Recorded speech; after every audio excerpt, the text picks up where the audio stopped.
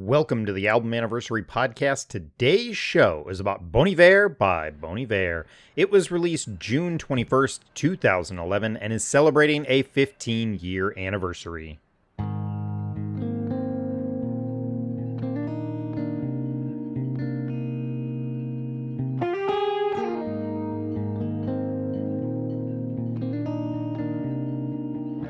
I'm your host, Caleb, or Caleb the Spy is what I go by on a lot of social media, and every day on social media I post about what I call album anniversaries. So, on the Album Anniversary Podcast, we take a look at a classic album, an album we love, or an album that's important to us. I'm going to jump into the conversation I had with Kylan. He is a regular on the show, Kylan Savage from Church Jams Now. I was always thrilled to have him. We did have somebody fall through. It's been happening a lot, I think, just the busyness of life right now. So that was a bummer.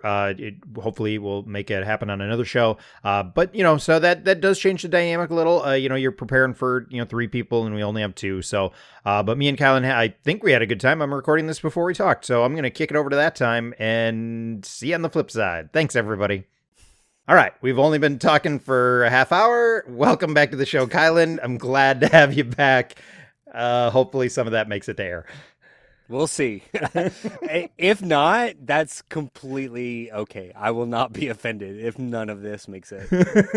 I think that whole conversation could go Patreon. It was only 10 minutes of recording it, so okay. We'll throw it at the end. Just hang on to the end, people. You'll get chaos at the end. Trust me, it's worth it, everybody. Yeah. It's fully worth it. We get into some really deep stuff. I've cut down my outro so you really can get to the other stuff fast. That's perfect. Like 15 seconds now. That's Go perfect. Find me on social media. I'll do it now. Go find me on social media. Follow my Patreon. $2 a month. $2 a month for 1 extra episode every month. At least 1 extra episode. Sometimes it's more. That's amazing. It's not amazing. But also. Don't listen to it. Don't listen to it. But pay for it, but don't listen to it. But don't listen to it. Honestly, okay. Can we just? I know we have to talk about this record. What? Can we just very briefly talk about my favorite Church Jams Now bit of 2026? Yes, please. Which is the "Do not listen to the album anniversary podcast" bit. It makes me laugh every time. Okay, I'm so glad. I laugh hysterically. We've had a couple people that are not fully aware that it's a bit. Right. But I feel like the reason I started doing it is because I feel like you have the same sense of humor and that you would really appreciate it. That it is actually a plug for your show. Because it started out really kind of angry. Because, like we cover a lot of shows in like a similar time frame because you do album anniversaries and beautiful Overlord Josh is also obsessed with anniversaries. Yeah. So we have episodes that come out around the same time, and it started out for me. I started out like really bullish on it, of just like, don't listen. There's also another podcasts that cover this. Don't listen to it.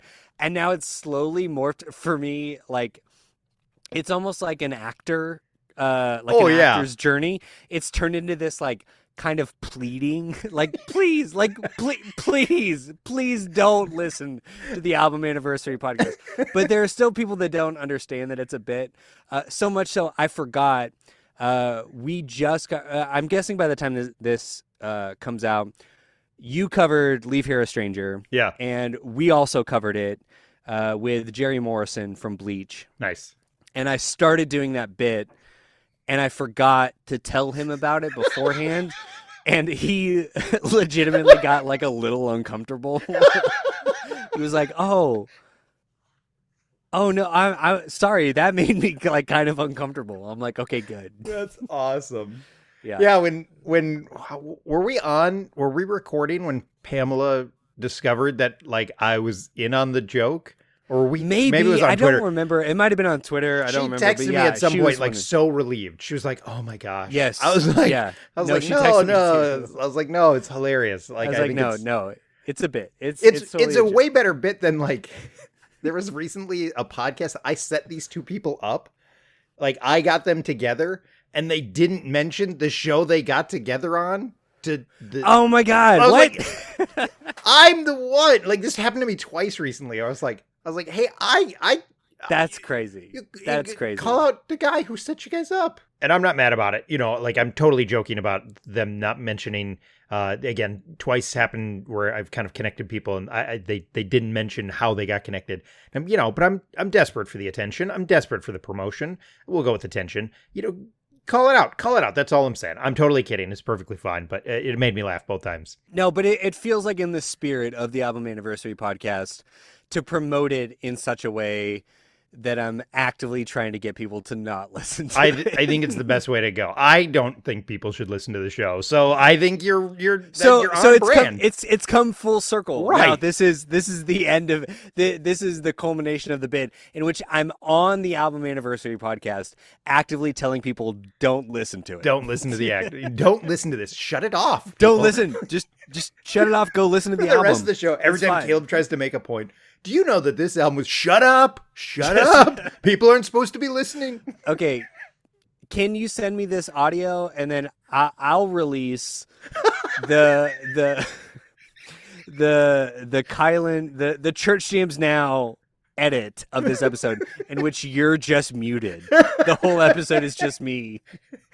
Every time I talk, it just trails off. It's like 1 millisecond and then it just cuts. Yeah, he's still here, but shut up. Shut up. That's so funny. Oh my gosh. All right, let's talk about this record. All right, let's do it. We're going to be full on hipsters. Yeah. Yeah. This is my most hipstery time ever. Okay.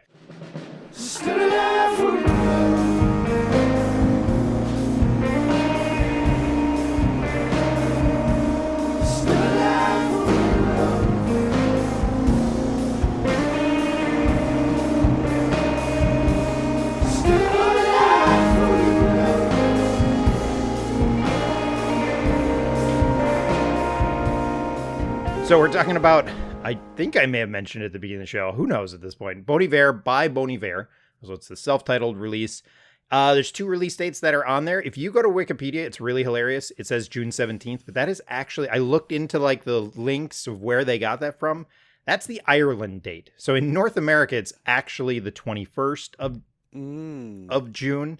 So it's pretty hilarious to me that like, if you go to Wikipedia, you can't always trust Wikipedia because like, I used to have this on my calendar on the 17th and I was so confident of it. And then I was like, 17th isn't a Tuesday. What's going on here? Yeah. You forgot about Ireland. Yeah. And of all we the often places, it's not like it's even the UK, right? It's not even England. It's Ireland's date is the one that's on the Wikipedia page. So that is weird. There you go. It's their second album. It says second studio album, but do you really consider For Emma a studio album? I mean, yes, it is, but it's really a cabin album, right? I mean, right. And I want to get into that. Okay. I want to listen. I'll let you get through all the facts. Oh yeah, let's get through the facts. I'll let you finish your research corner, and then I'll respond. Josh, Caleb's research corner.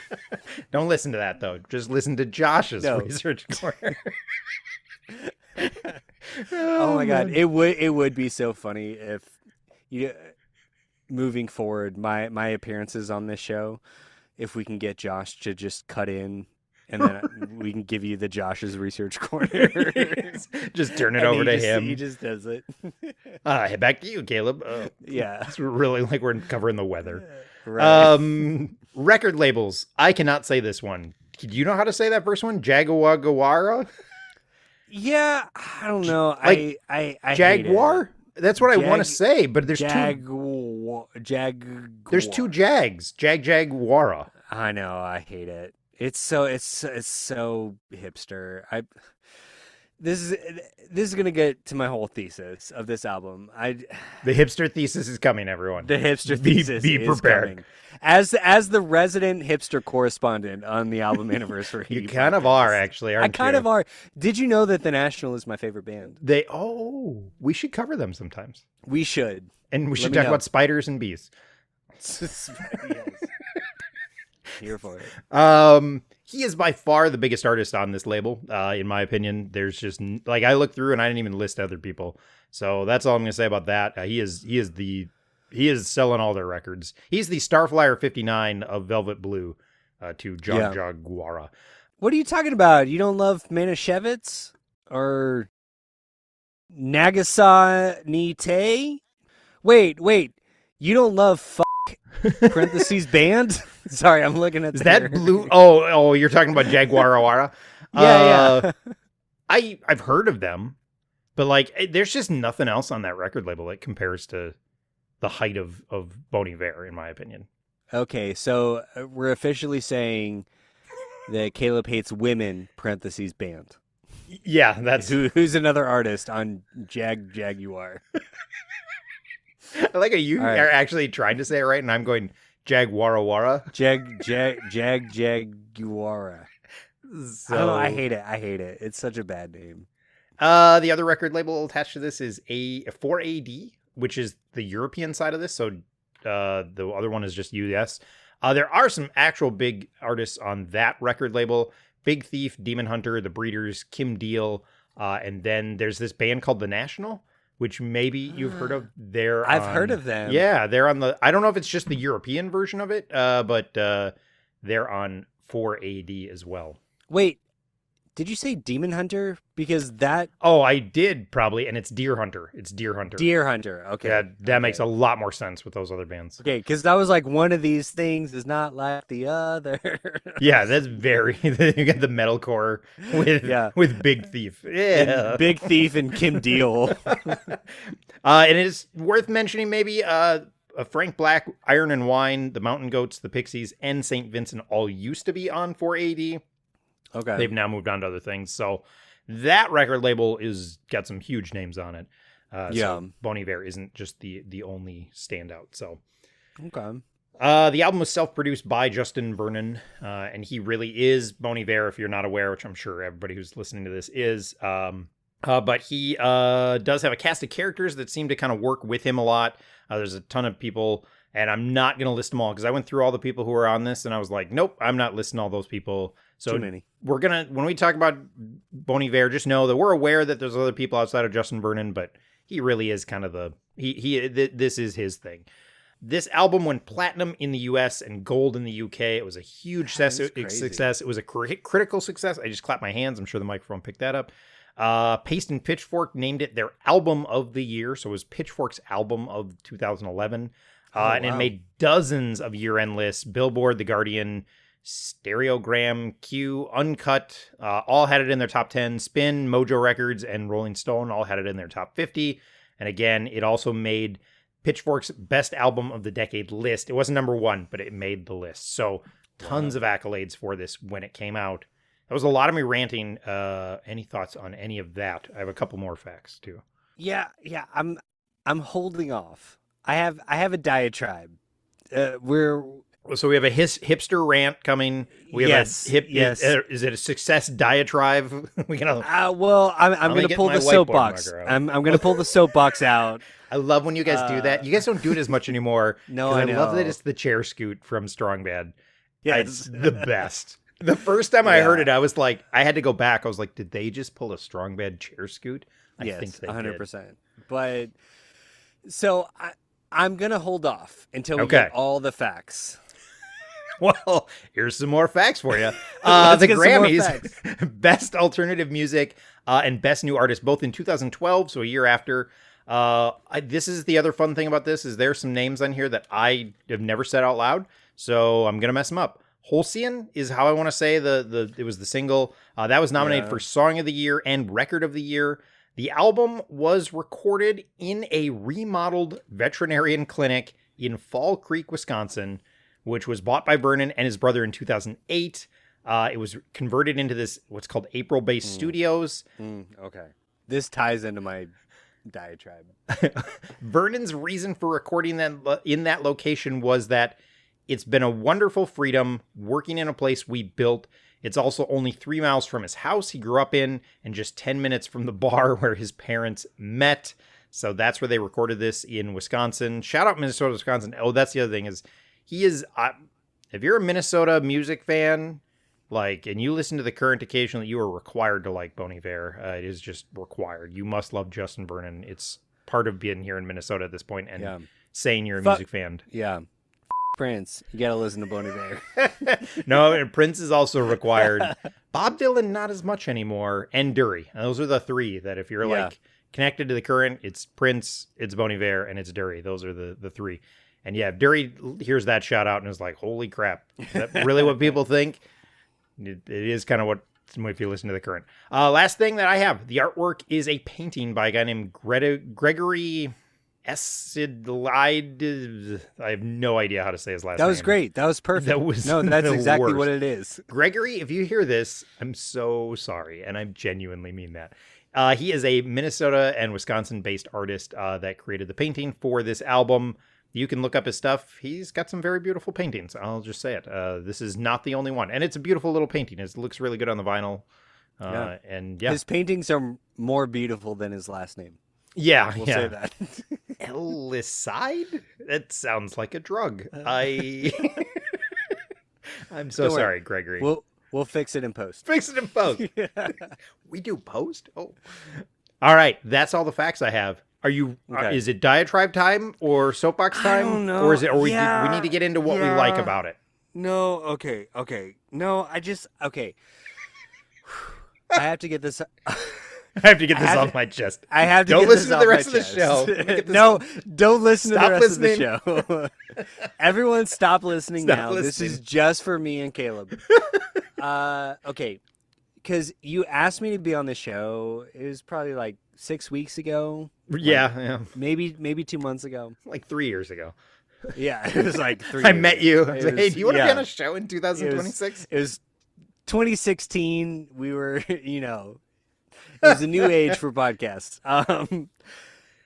Okay.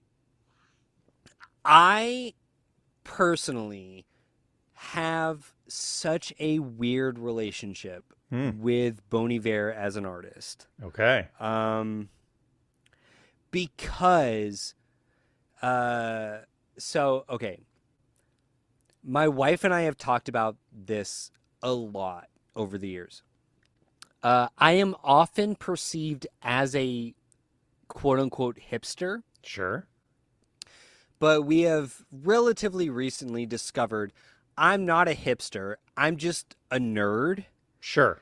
And the thing is, the nerddom and hipsterdom, like that Venn diagram is very squishy.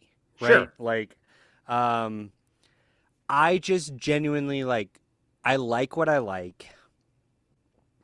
Even when it's not cool. Like, I was collecting VHS before it was before it was cool. A cool thing.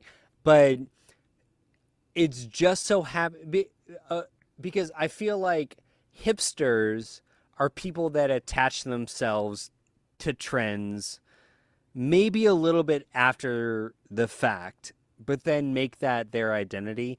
I make all of my obsessions my identity before it becomes a thing. So I've had a weird relationship with Bon Iver from the very beginning. Justin Vernon is one of those artists that I kind of hate. But I also kind of love Plot twist. No, I'm so listen, I love this record. I'm so excited to talk about it. He is one of those guys that for every creative decision he makes that I love, where I'm like, oh my God, this is like pure art. This is amazing. I'm so excited that you made this. He will also then make a decision that I'm like, you're the biggest hack that's ever existed. I hate everything about you. Why do you exist? This is so fake. This is not real. And then that cycle has continued now at this point for 15 years. And I don't know how I feel about him, but I know that when he hits, it is really kind of perfect. Yep. I think that's a great explanation of it. Because he doesn't have a whole lot of well, that was fine. Like the newest record is probably like it was good. I liked it, but I wasn't like blown away. But I also wasn't like, ugh, I don't need more of this. Right? Where like the record before, exactly, I was like, ugh. exactly. Yeah. So he is on a really specific artistic journey, as far as I can tell, and I genuinely like really appreciate that. I love half of it. I hate the other half. Yeah, yeah, I can totally see that. And so I reluctantly love this record. Reluctantly, Like okay. yes, yeah, like in terms of like my artistic sensibilities, the things that I typically connect with, everything about that makes me want to hate this record. Right. It's long. It's long, artsy-fartsy. it's weird, it's like and it's like intentionally like a little pretentious. Yep. But I love this record. I genuinely love this record. And so this entire podcast is going to be me sort of reckoning with my own pretentiousness and the nature of art and how you connect with an artist who is being true to themselves in a way like where they disconnect from society to pursue their own artistic beliefs, which I feel like is what he wanted in the first place. And so then I'm also mad about that because it's like, yeah, of course, you want a guy like me to wrestle with this record. And Right. I'm mad that I'm doing it because it feels cheap and manipulative that you wanted me to do this. So I'm ready to get into it. He's ready. We'll get to that in hour 2. When in hour 4. Hour we have 4. so much more. I have one more fact. For a long time, his like Spotify and Twitter thing was a picture of him wearing a green hat with a little red leaf on it. That is an Ebbetsfield Flannels hat. And I didn't know it for years until I saw it on their website. And I was like, oh, is that the Bon Iver hat? Sure enough, it is. So Nice. Ebbetsfield Flannels is a hat company that I used to love. And then they got sold to Lids and now they're just trash. But that's the dude had to retire. He got his paycheck. I'm glad he got paid and then pieced out. And I got enough hats to last me a lifetime. So, all right, let's move on to our first question. All right.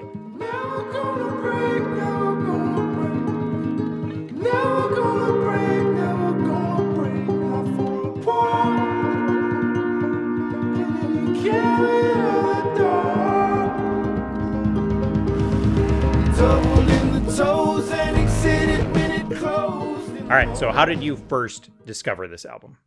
Okay, this is actually kind of a fun fact. Okay. So this album came out in 2011. 2011. You said June. So June is early June is the Irish date. Yeah, it's like the late 17th June? and then the 21st. So the Okay. 21st in the States. Okay. Okay, I don't know if anyone else has done this, but Spotify very recently did like a sort of like pseudo Spotify Wrapped kind of thing. Have you seen this? I haven't because I don't use Spotify. Okay. So Spotify has this new thing where they'll tell you the first date, like the date that you signed up for Spotify, your most listened artist, all that stuff. Mine is obviously, I don't know if you know this, The National. My favorite band. Are they signed to a record label? I don't know, but they're my favorite band. Involved? Are there any spiders? Yes, there are. Wait for the Patreon, folks. Spider Jams Now is gonna happen. Spider Jams Now. Okay, so this album came out June 2011. I found out recently that the day that I signed up for Spotify was September 28th, 2011. Okay. So like 3 months after this, 4 months after this? Yeah. So this this record and Collapsible Lung by Reliant K were the first two like records that I just genuinely really associate with Spotify. Like with that, like, oh my God, there's a service in which I can just listen to a whole record, Right. like, because at that time, like, there's no premium. It was all just, It was all just free, right? You could just go on yeah, and listen to whatever you wanted. exactly. And then like coming from like Pandora and stuff where it was more like radio, it was like, no, you can just like here's a record, here's an album, you can just listen to it. Yeah. It kind of blew my mind. And like I was aware of For Emma forever ago, and I was very dismissive of it. That was like some hipster nonsense. I didn't need that. But then this record showed up on my Spotify. I very specifically remember being on a flight, flying home from Washington. I was living in Dallas, Texas. And I did want to ask you, so friend of the show, beautiful Everlord Josh, often talks about how he associates records with seasons. Sure. I wanted to know, do you have a season connection with this record? I don't have a season connection with any records. I cannot do that. For me, it's Interesting. all about the release date. So like, Interesting. Okay. I am not a season person. Okay. I can be. For me, though, this is not a season record. This is a sunrise record. Ooh. This record hits the best if, for whatever reason, you have to wake up before sunrise. If you start this record right before the sun hits over the horizon, it's perfect. Oh. It is the perfect sunrise record. That's interesting. I have a real core memory about this record that is semi-related. That's crazy. With sunrise? With sunrise? Yeah. Okay. It's a good sunrise record. Okay, so yeah. I listened to it as the sun came up over the horizon while I'm on an American Airlines flight in 2011. And then I was just hooked. I was like, yeah, no, this is the only record I want to listen to if I have to wake up at 4:30 in the morning. I like waking up at 4:30 in the morning. As long as it's not You anxiety do? related. Yeah, I'm totally a morning person. I'm like up and like... But like 4:30 is like not morning though. Yeah, That's like, it's a little that's early. like a different thing. But like I like waking up at like tomorrow I'll probably wake up at 6, even though the rest of the family won't get up till 8, and I'll sit in my chair and I'll work on editing podcasts and just little time to myself. And yeah. This is very fun because I also do that, but not because I want to. My dog wakes me up at 5 in the morning. And he's like, This is why I don't have a heck pet. yeah, it's time to eat. Let's do it. Let's go. Come on, man. We're going to eat. And so then I have to feed him, and then I'm just awake. So I'm just awake at 5. And then no one else wakes up until like 9. So I do like the solitude of morning. I don't want it. I'm the only morning person in our family. That's weird. Everybody else is like a... That's nice though. It's nice to have that time. I'm often asleep I'm often the first person to sleep. And like I'm often like, all right, I'm shutting off the lights, and it's kind of like you can tell like dad's gone to bed because everybody else is still up. And so it's like you can hang out in the room, but just if you wake up dad, he's going to be a little annoyed. Don't wake daddy. Okay. I want to hear your story with this album. Yeah. So I'm not sure what introduced me to this, to be totally honest. 2011 is my prime I want to be a hipster, and I'm not cool enough because I never was. But I was getting, there's a couple records that we've covered recently. Josh Garles's Love and War and the Sea in Between was like a hipstery record for me. This was very much that. So I don't know if it was Tim Johnson, who was on the Youth Group podcast, and he was like my introduction to a lot of music back then. On Facebook, he used to put out like a year-end list of like his favorite records, and he was very tied into the hipster stuff. Or if it was the current, I don't know. But at some point I got this. I bought it. So at the time I was buying a lot of stuff digitally off Amazon when they'd have those like $5. They'd have like these 500 records or $5 digitally for the month of September. And so you'd go in and buy them. So that is where I purchased it originally. I do not have it on CD. And then I did get the vinyl after I started collecting vinyl because I found a really good deal on it. So I don't know what my introduction is, but I do have a very, very core memory of it. It's sometime in 2011. 2011, I'm working downtown Minneapolis. I live in the south suburbs of Minneapolis, and I would take the bus every morning. And it was, I lived really, really close to the transit station in the town I lived in. And so I would bike over to the transit station at 6 a.m. I'd lock up my bike. I would even do it occasionally in the middle of the winter.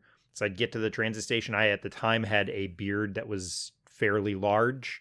And there would be like icicles hanging off my beard. One of my coworkers who lived in the area, she drove by me once.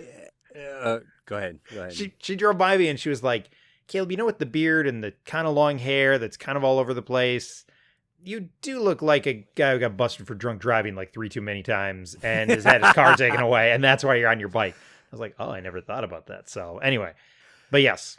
To be fair, honestly, I feel like if we asked Justin Vernon today, I think he would agree that is the ideal Bon Iver fan listening experience. Minnesota man, like crazy that is beard on a bike. Yes. That is how he wants his art experienced.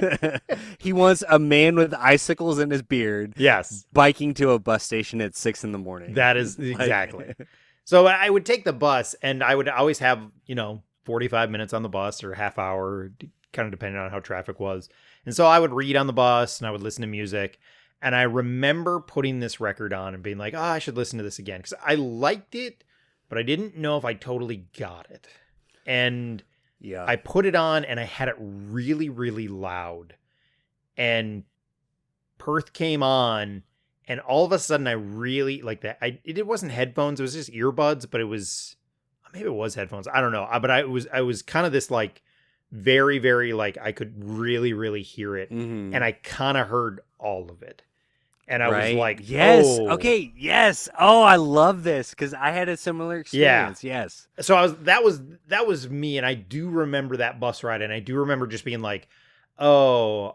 I don't understand everything they're doing here because, again, I'm not a musician, but I'm kind of blown away by all of it. And you listen to it, and it's not that. It's a quieter record at times, but it benefits so much from having it loud and having those headphone experiences. I think you can listen to it in other places too, but like I play this record as loud as I play any record. This is a record that I usually play loud because of that experience.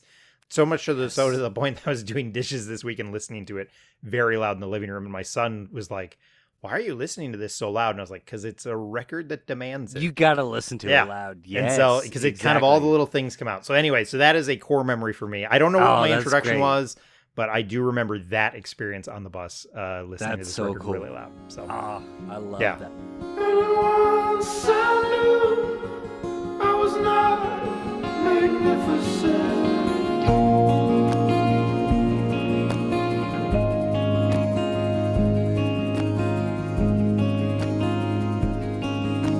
Straight above the highway.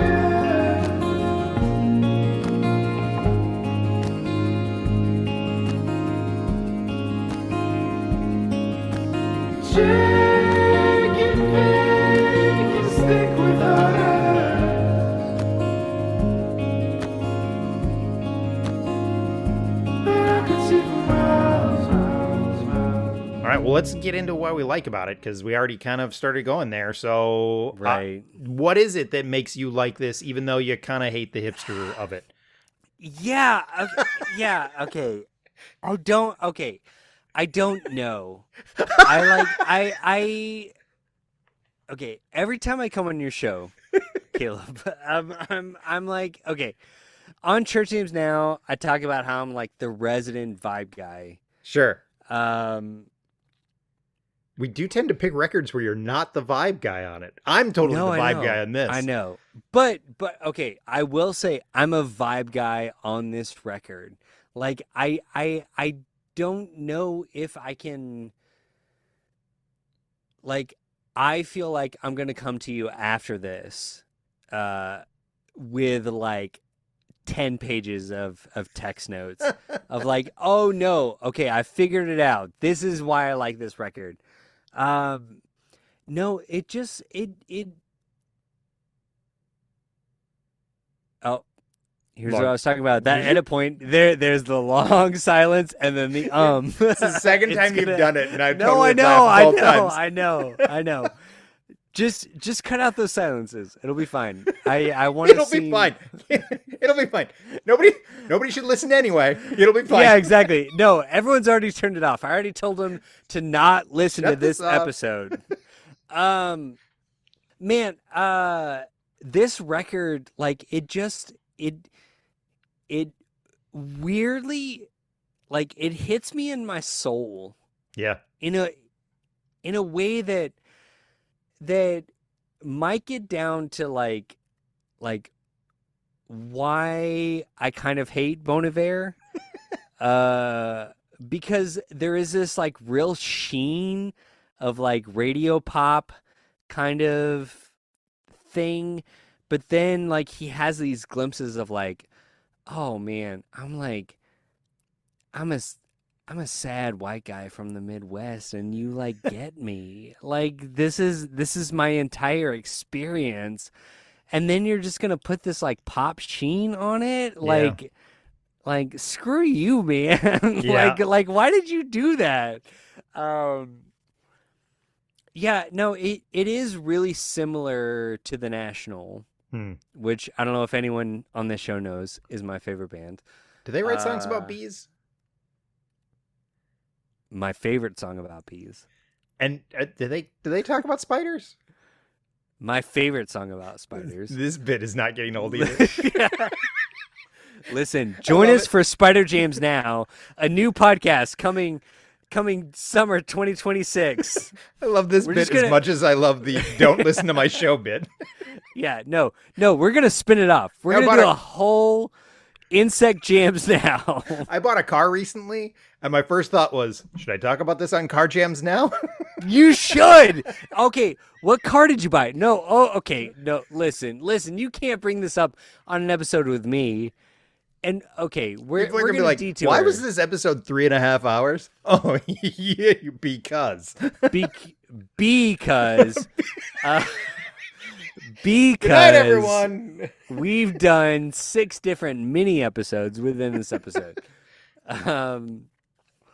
Yeah, man, I like this record so much. Like it he's really good at putting this like sort of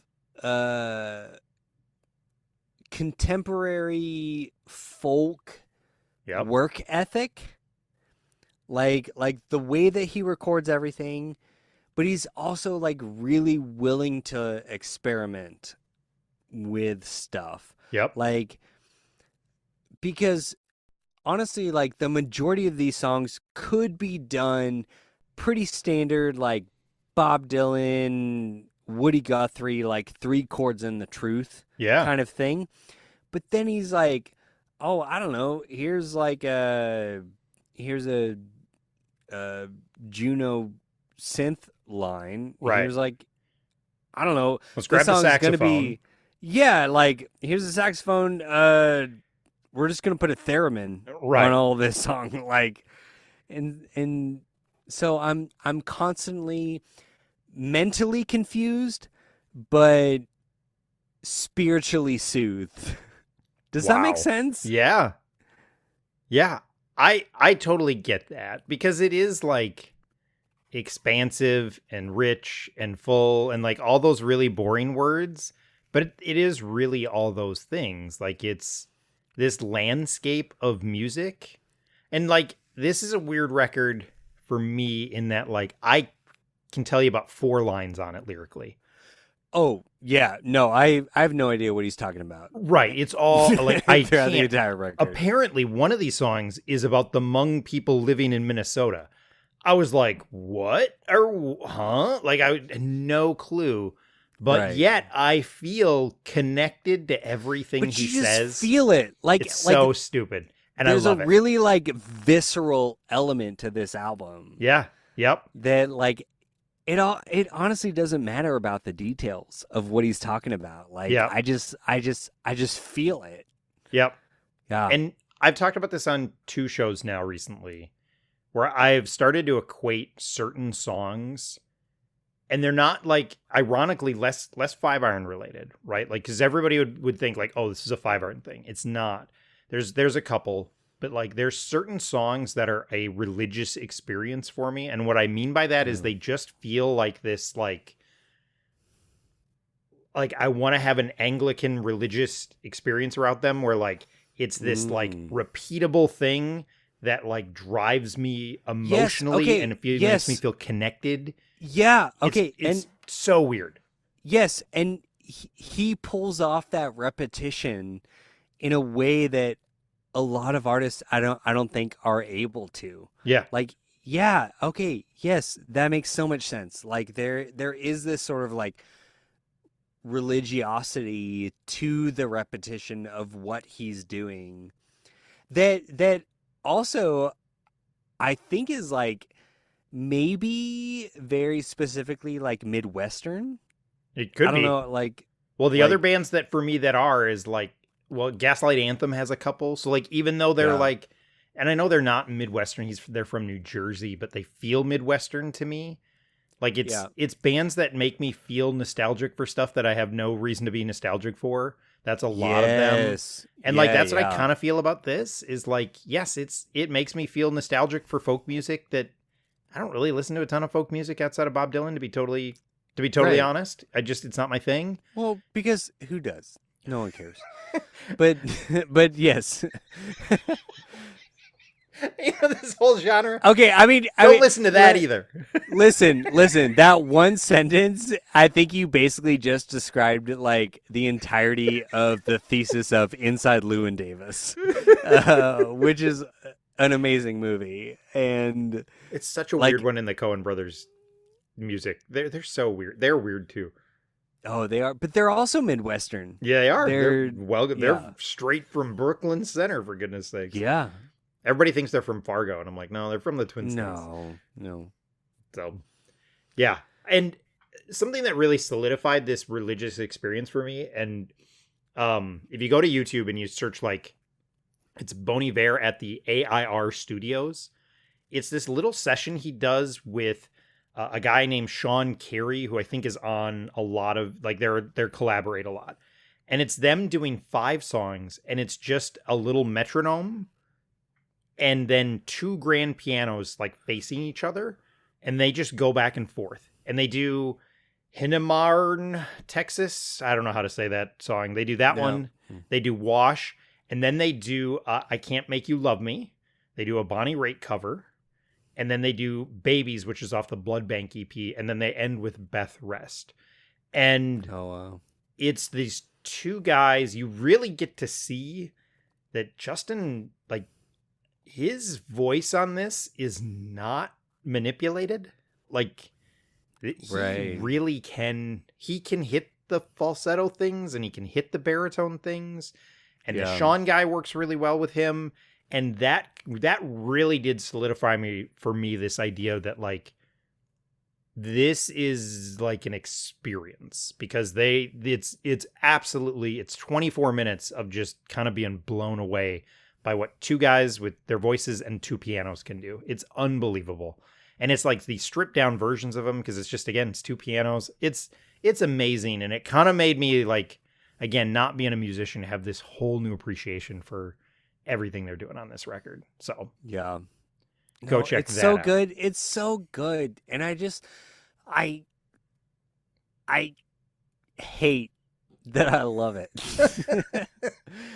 I hate it. I hate that I love it because I don't know, maybe that is the actual like hipster in me.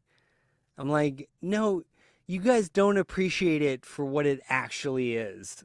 So like, can you do this with all of his records? Like, do you have like opinions on all of his records? No, because most of it is just hipster bullshit. Did you like For Emma Forever Ago? I did. It was all right. Skinny Love's a great But- pop song. That's for me. It's Yeah, but like I didn't have a religious experience right. with any of his other records except for this one. Yeah, I agree. This is the one. There's one song off of sorry if there's scrolling noise in the background. There's one song off 22 A Million that makes me feel something, even though again I have no idea what he's talking about. But this is the one though, that this is the best record in his discography Yeah, by like a million miles. by 1 million. Yeah, no, I know. By 22 million. 22 a million. Forever gone, and the towers are honeycomb. But I tore your hair up just to climb back, darling. When you're feeling at your own fall, can you tell that it's just Sarah Ball? Now you've added up to watch it from. Whoa, whoa. So let's talk about our favorite tracks. And again, we're going to kind of go in order. The album kicks off with Perth. Great opening track. What are your thoughts on Perth? Okay, this song has ended up on no less than 4 personal playlists for me. I have a I'm waking up before sunrise playlist. This was okay. There was a time where you could set songs as your alarm clock in the iPhone. This Really? was mine for a while. Okay. This is the perfect wake up song. Like it like the way it fades in, and then it slowly gets bigger. This is the song that I was flying from Washington to Dallas, and it's like 5:30, maybe 6 in the morning. Like the sun is just coming up. This is like this song, like everything about this song fits within that narrative for Yeah. me. Like it's the perfect sunrise song. I'm so mad that they were able to achieve this guitar tone because honestly, this guitar tone is what I've been chasing my entire musical career. And that riff is so good. Like it fits it so well. Oh my gosh. Oh, and like everything about it is so good. So apparently he had this riff in 2008. That's Really? how. Yeah, it was before. And then like I've seen like, so he had this back in early 2008 before Emma came out. But like, I think For Emma came out in like 2007. Maybe I have the date wrong on that. But like, Yeah. But he has had that. He had been hanging on to this riff for quite a while. And like this song was a like kind of almost, it feels like agonizing. Like he kept on working it over and over and over again to get it right. So. No, everything about this song is perfect. Yeah. I love the military Yeah, those feel drums. to the drums. Yeah. Like it fills up my soul. Yeah. Like It feels epic, and like it does, but it's also like so chill, right. right? Like it's like, It's again, it's that weird dynamic of like it's a chill song that you need to play loud. Like that's such a weird dynamic for me, because like being raised on punk rock, that's what you play loud, and you play this stuff kind of in the background. No, yeah. you No, gotta play this the song is loud. not a background song. Like this, like from when his vocals come in, like every part of it has the vibe of a background song, but it demands your full attention. Yeah, Like I genuinely think like you could play any 30-second increment of this song. Like you could pick any point in the song and play it. And if you're in a room with people, like 9 out of 10 people will be like, "Wait, what? yeah, What is this?" Like I mean this complimentary. It would be a terrible soundtrack song on a TV show or movie. right. Because it would just But distract from whatever's going on. yes, but it evokes that same feeling, right? Like this album is like super cinematic to me. Yeah, Like so I dabble in trying to write movies. I'm very bad at it. I'm never gonna make one. But it's a fun hobby for me to like try to write movie scripts. This song is the number one song on all of my writing playlist. And I think about this song whenever I'm trying to write something. yeah, Because it evokes the same feeling that like a really good emotional movie introduction scene does, yeah. yeah. And I don't know if there's so horns good. on here, because there's so much instrumentation going on at times. I think there's like some like French horns. Yeah, even that is like such a unique choice, but they work so well with the guitar and with his voice. Like it's just, I don't know, like this thing is so well put together where there's so much going on, but none of it feels like it takes away from anything else. It all Right. complements it. It's a I'm so mad masterpiece. about it. I'm so mad about it. It's like the most hipster song. F you for making me like the most hipster song. But it's so good. It's undeniable. It's undeniable. This is the best song on the album for me. So it was also the last track completed for the album. And so apparently it delayed the album's mastering by 2 extra weeks so they could sit down and finish this. And this is his quote to Q Magazine at some point. It was the night he recorded the final vocals alone in his studio. He listened to the playback. He broke down and sobbed, which is also very hipster of him. But there you go. Right. But also it is so good. It It's is. not a place. Like, okay, like What is he saying? I have no idea.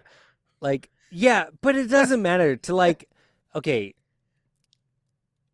As a like singer, songwriter, performer, like to hit those kind of falsettos Oh, yeah. and to hit them like multiple times to be able to layer them, like that is insane talent. Yeah. Like I don't know how you're able to do that. I'm so mad. Yeah. Man, this album sucks. Oh, I'm so mad. It's It also, only I think, sucks why because I'm mad because why didn't I make this? Why did no one else make this? Justin Vernon is the only guy that could make this. I kind of feel that way. It's like even his like, he said that he really doesn't like recording on the road because he's like, no, I need my studio. I can't just pop up something and do it. And maybe that's part of it is like, he kind of knows where he's going to work best and he doesn't try and do it any other way. He knows that he's got to go gut a old dental office and turn it into his own space. And That's just so hipster. I hate it. I hate that he like, oh, we recorded this in an old veterinary hospital. yeah, it's or whatever. veterinary. I said dental. Yeah. Like, f you, but like you don't have to. But then you hear the final product and you're like, oh no, you did. Yeah. You did have to, and it makes sense. Because okay, there's,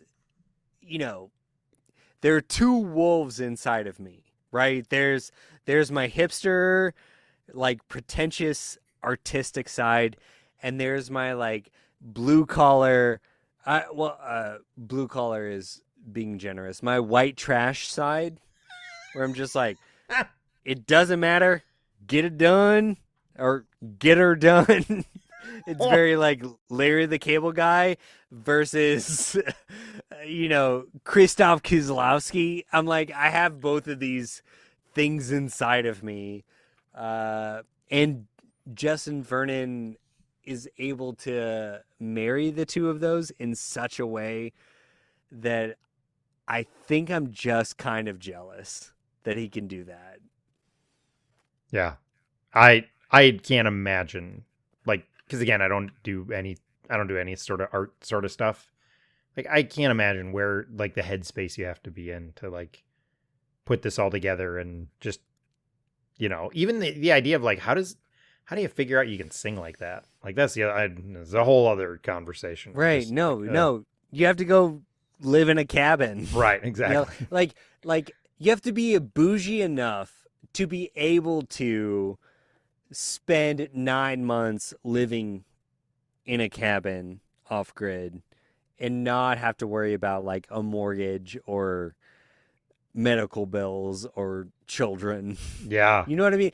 So I think some of the things I'm bumping up against are that I'm just like, oh no, like you are privileged enough that you're able to just be like, oh yes, I hand carved my own canoe / vocal studio. Did he make a canoe while he was making no, Forever? I don't know. It just sounds like something Justin Vernon would do. But like that juxtaposition of like blue collar versus privilege. Yeah. Maybe okay. Oh wow. Are you ready, Caleb? Here we go. Are you ready, Caleb's audience? We're gonna go down another Kylan's rabbit hole. I think part of it for me, I've had this conversation a lot with my wife. So I hate the Strokes. Okay. I can get behind that. My wife loves the Strokes. Okay. I can get behind that. Yeah. She's I just don't want to upset her. That's why I went with that. Thank you. You're saving my marriage right here. Please continue to not take a side. So I finally realized why I hate the Strokes. Because, okay, musically, they're great. I think culturally, they were influential. I think they check all of the boxes, right? But I personally, growing up in North Texas, and then Arkansas, like, I've got a little bit of this sort of like Jason Martin, like, blue collar attachment to art. So, okay, I also hate Vampire Weekend. TJ and I have had so many arguments about this. And the Strokes and Vampire Weekend fit in the same space for me. Sure. Like, for me, I'm like, oh no, like, you're just a bunch of rich pricks that daddy paid for everything. You're able to like make a cool hipster album. Right. Because there's no risk of failure. So you can kind of just go do it. It doesn't matter. You can just go do that. Like, it's fine. Dad's going to pay for your rent on your house while you go make art. Right. I've always been like kind of poor, right? And I feel like I come from like the sort of like John Waters kind of school of just like, I don't know, we're all broke, we're all kind of messed up, we're all just like, but this is such an important expression of who we are that I may not be able to eat this week, but like I have to get this out. And I've got a little bit of like I've got a little bit of bias against some of these artists that have money. Yeah. That come into it with money that I've been trying to work through for years. And I think that might be a little bit of my thing with Bon Iver. Like, I love this story of, oh man, I went to a cabin Right. in the middle of nowhere, Wisconsin for a week to record this. But also, I'm just like,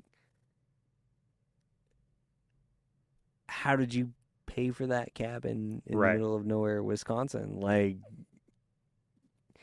did you have to take off 2 weeks from your grocery store job to be able to do this?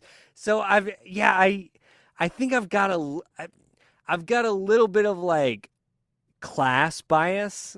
Sure. I think specifically with like rock and roll and with music, that I'm just now on this episode. Thank you again, Caleb, for being my free therapist, helping me work through a bunch of things. And I think that might be part of my thing with Bon Iver. Because I think he is very talented. I think he's great.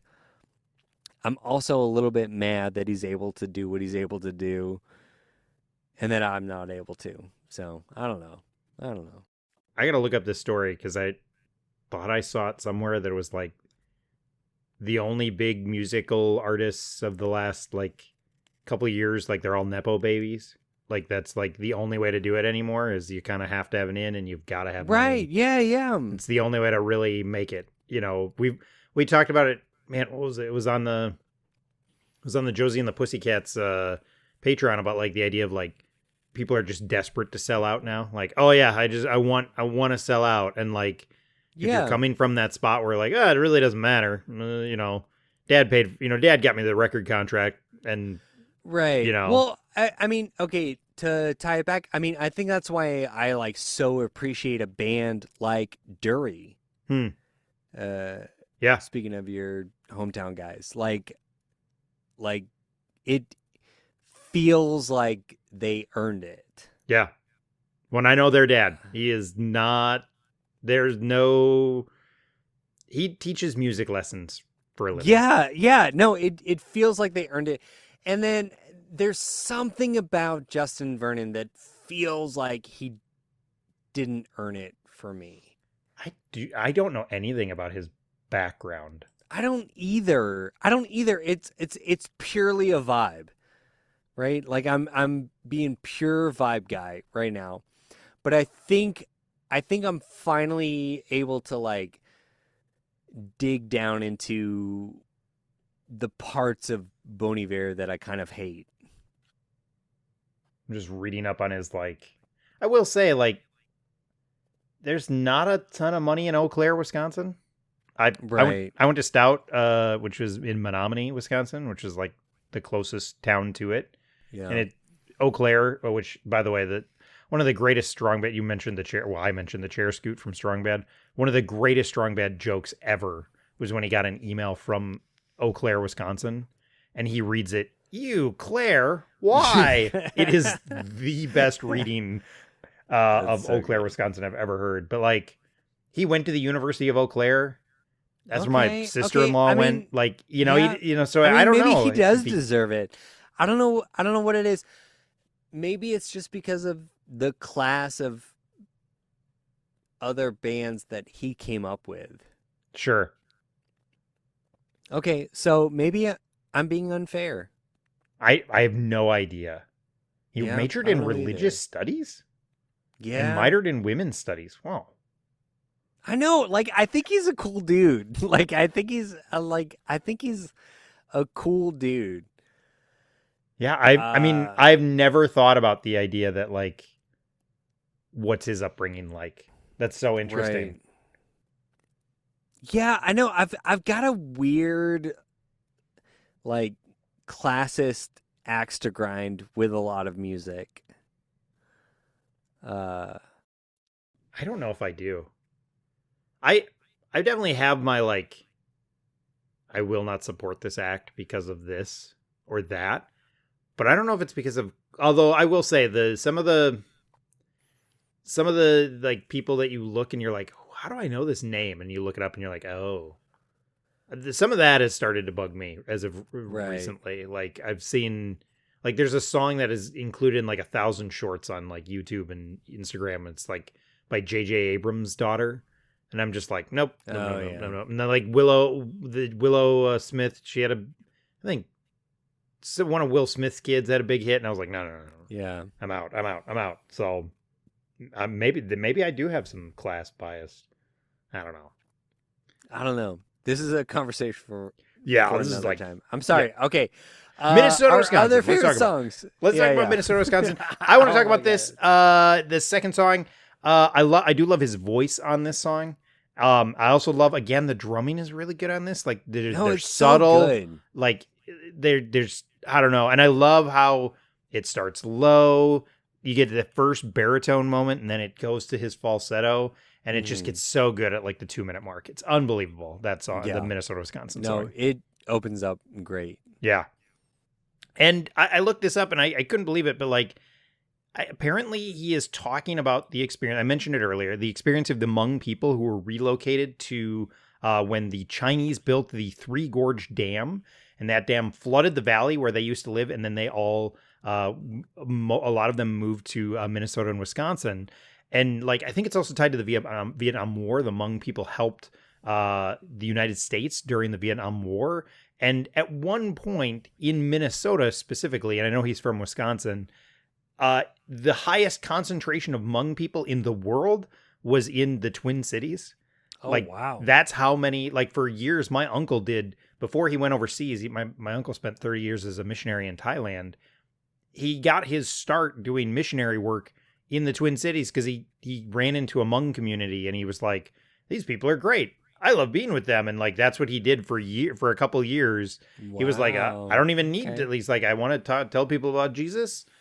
I don't even need to go anywhere. They're right here, and Yeah. they did all sorts of. They got super connected with the Hmong community before he then went overseas. But so yeah, at one point, so I don't know. It's very interesting. I can't tell you the words, and I would have never picked that out in a million years. But there it is. Yeah, no, me either. Me It's either. like, oh, I read But- that and I was like, oh, I love the saxophone line. oh yeah. Like, yeah, no, it's perfectly calibrated to be just like a track 2. Yeah. And even the saxophone stuff, because like he doesn't use them in I mean he just fits them in. It's like it's just one more piece to the puzzle that just I don't know. It never takes away from it. You're never like, oh, that feels a little out of place. There's just none of that on this record. Right. Yeah. No, it okay. I've talked about this on Church Names Now.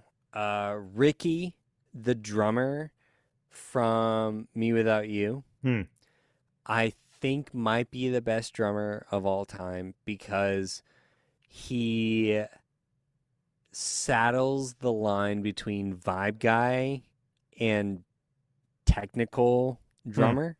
Like everything you see him do, it just feels like a vibe.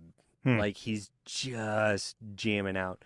But then if you come at it from a technical perspective, you're like, holy shit, like how is this guy able to do this? Right.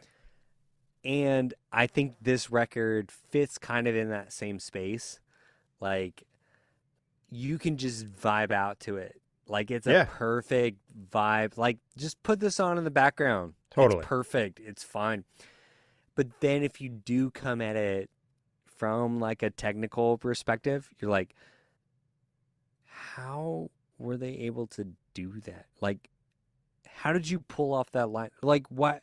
How would you even think to do that in this moment? Yeah, no, it's kind of perfect. Yeah.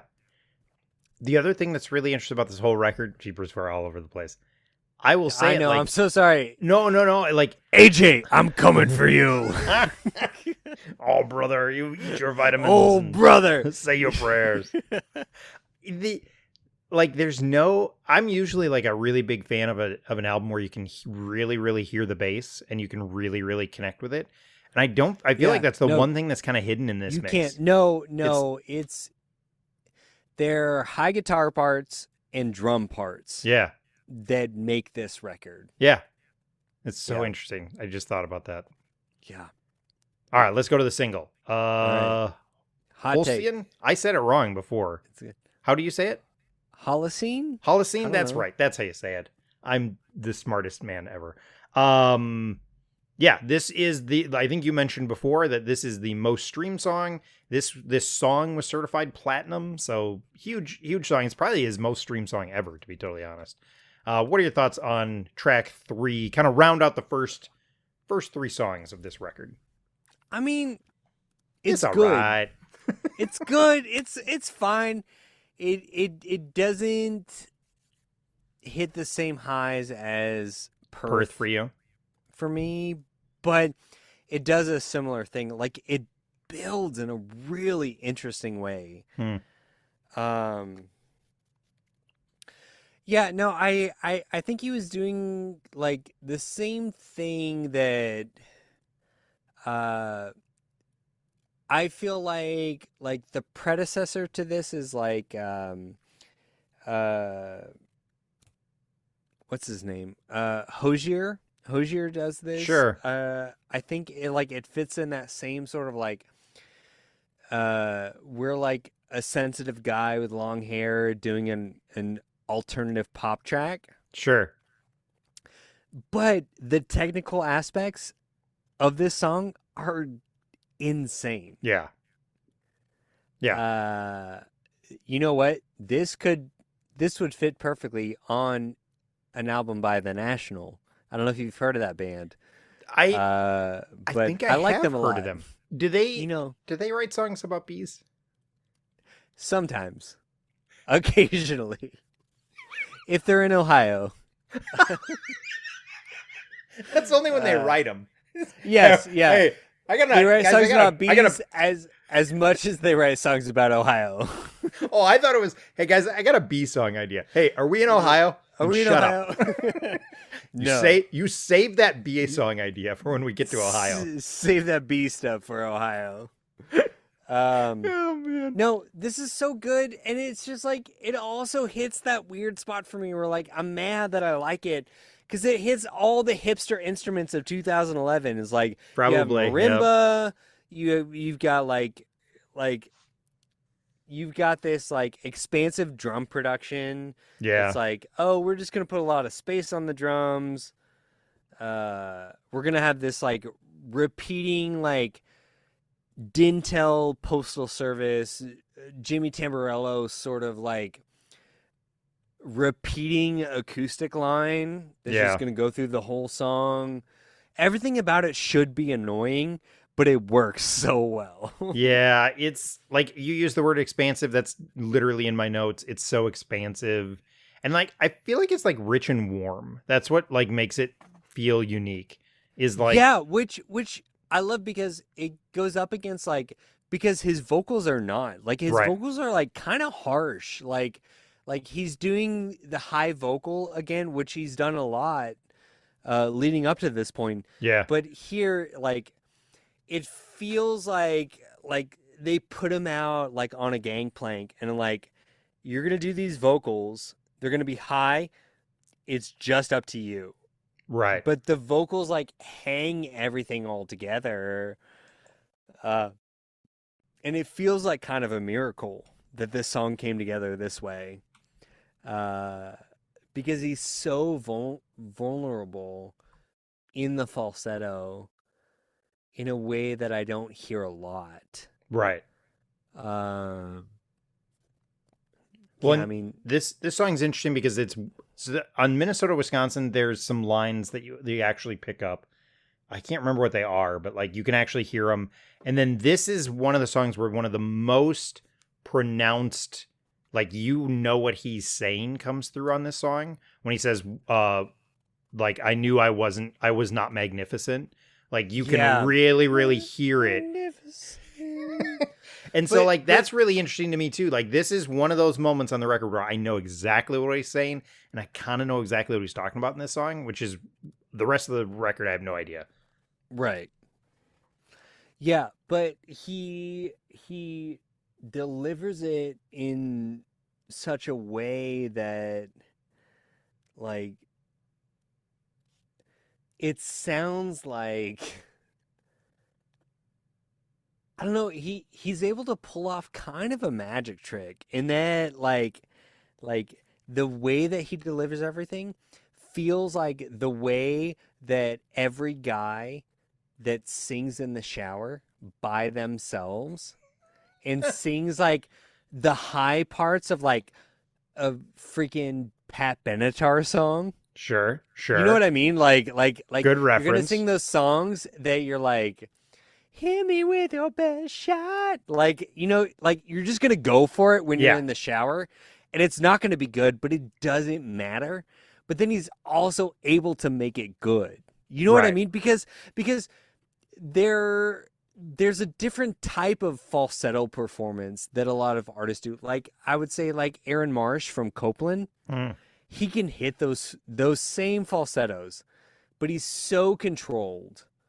You know what I mean? Like it somehow Justin Vernon is able to evoke the feeling of a guy singing a heart song in the shower, but also hit the notes. Right. Yeah. Which is insane. No one else can do that. Yeah.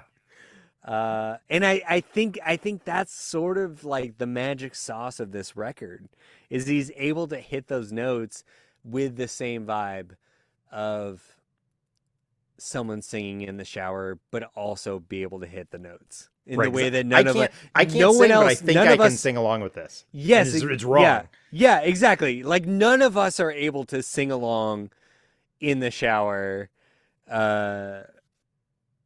But he's doing the thing where it's like, yeah, you're listening to a song that's like sung by a female singer. And you're like, oh no, I can do that. Hit me with your best shot. And we're just like, but in the shower, it doesn't matter. But he's got the vibe of the in the shower, it doesn't matter. But he's actually hitting the notes. Yeah. Yep. I think I just solved it. All right. Best record ever. Thank you so much for joining Church Names Now. If you enjoy this, we have more nonsense like it. No, I'm just kidding. And don't listen to the album. Don't listen to the album anniversary. Stop listening, everyone. It's not okay. It's not worth it. All right, we're gonna skip the middle part of the record. That's fine. Just so we're clear, Towers is fine. The Texas song is fine. Wash is fine. This is also part of the moment in this record where it does feel like that religious experience, because there's a lot of similar sounds through the middle part of this record, like, but then there's these odd turns, like there's the bicycle bell in the middle of Michicant, which is like out of nowhere, and like, but he does a lot of those same things. There's these shifts, it builds, there's like some nice switches in them. He goes high, he goes low on a lot of them, and so. But yes, okay. So the only thing I want to say about the middle part of the record is, do we think Justin Vernon was raised evangelical? Because there are some musical references throughout a lot of this record that feel like it's proto Hillsong. It's like it's before all of that kind of comes about. But I do feel like there are a lot of musical sort of throwbacks to a Michael W. Smith, a Rich Mullins, and really, I mostly want to talk about the last track, Beth Rest. But there are some things in the middle part of the record that feel like he was at least familiar with some of this, Keith Green, Larry Norman sort of tradition. I get that vibe. I get late 80s, early 90s evangelical, like a guy that grew up in this vibe. So this is from the On the Bean project. It's on bean.org. They have a little article on Justin My favorite Vernon. website. Right. Yeah, I hang out there all the time. Those man, the chat boards. What are they called? On the what are beat, they get so intense, man. Oh yeah. man, the I discussions check it every day. Oh, a lot like a lot of people in rural Wisconsin grew up very Lutheran, apparently. But they did I guess, like, his mother played organ for the church. But then it sounds like their religious participation largely stopped when he was a teenager, is what I'm seeing. Okay. I have not dug really deep into that, so if that is wrong, I apologize. Yeah. But that's the reference. And yeah, so I don't know any more than that. I mean, he did do the religious studies in college, so Right. Maybe some connection to it. I think he pulled in a lot more stuff than people realize. And I think that's why maybe this record connects with people like you and me at this point. And it also had crossover appeal. Which, okay, can we just skip over everything and go to Beth Rest? You said that was your favorite song? It is my favorite song. I want to just mention, I love the energy that starts in Calgary.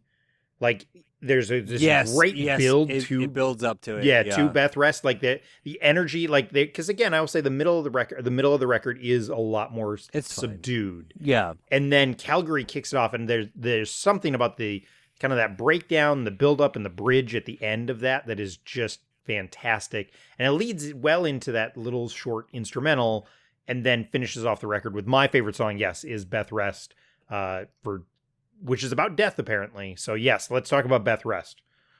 Yeah. Okay. I hated this song when I first heard it. I hated it. But you know what? It's so good. And it ties back into what I was saying. Like, I think it's very specifically the piano tone. Like, yeah. Oh, like, yeah. That's it for me. You listen to this song and you're like, oh, this is a guy that like grew up in church. And he's reappropriating this sort of like late 80s, early 90s CCM piano. It's like a very specific piano tone. It feels like an organ, like not an organ. It sounds like a keyboard that you used to have the worship leader who was at the keyboard. That's what it sounds like to me. Like it totally has exactly, that. Yeah. exactly. But then he's able to like take that and like kind of twist it and reappropriate it. Yeah.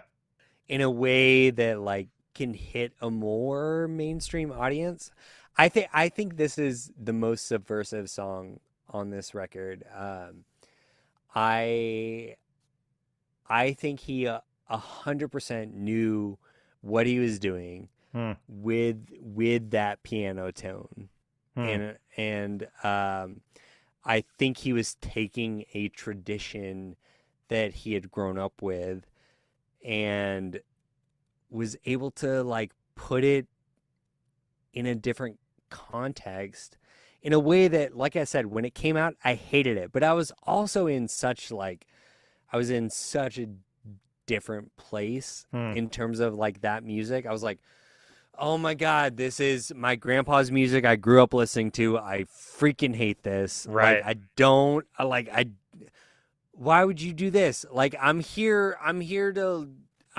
listening to Spoon and The Head and the Heart. And I'm like, I want cool hipster stuff. This is the opposite of that. But it's like the same way that like a lot of horror movies will sort of take an idea from like an old tradition and put a new twist on it. And listening to it again like this week, this song is incredible. Like that's such a good idea. And I also like I kind of hate him for a different reason on this. Like I'm mad that he thought of that. Yeah. Because it is, I don't know, this song is a lot more like, if you understand the context of being from the Midwest, of growing up evangelical, of like hearing those exact same chord progressions with that exact same like keyboard tone. Yeah. Like it expresses so much more than if you didn't know, like if you weren't aware of that. Yeah. And I think that's kind of incredible. Yeah. I think it's, so there was a Pitchfork interview where he's talking about like how they're like, this is actually a really sincere song, but like, were you afraid people would be like, oh, you're just trying to be ironic with this? And he was like, nah, he's like, I just, in the end, I didn't care. I just liked it enough that I was like, yeah, this is a sincere song. It's about death, and it's about like Perth is supposed to be kind of about life and like being born. And like, that's what he was kind of going for on this whole thing. And he was like, I just didn't care because I liked it so much. This is like, you know, but it's so good. It feels it's joyous and fun, and it's yet so good. still about that topic. So yeah, no, there's something. This is the other one that's like magical, and I can't explain it even, because like you get to the last minute and 40 seconds of this song, and I think it's mostly just an instrumental. It's just kind of, there's little guitar solos, there's little like a horn solo here and there, and even that guitar solo, I'll say it, the guitar solo at like 3:30 to 3, like right in that range, it feels like something off. You said Michael W. Smith. It feels like something off of a Michael W. Smith record. This totally could fit on any early Michael W. Smith record. It totally and I feels think that's that way. intentional. I think it's intentional, and I love it for that. I just think it sounds good too. Like it just sounds, I don't know. It sounds at home in this record where you've had a lot of repeating sounds. This feels like a change. It sounds different than the rest of the record, but it still feels connected to it. Like it's I don't know. There's something about this song that just, I don't know. It warms me up. No, even I though get it's it. about I get this it. I'm the dark same topic. way. Like I can't, like my brain just sort of like I sort of short circuit trying to talk about this song because it feels like, if this was recorded in like 1987, it would be the same. Yeah. But I like that he was then, just because he liked it, he did the same thing in 2011. Yeah.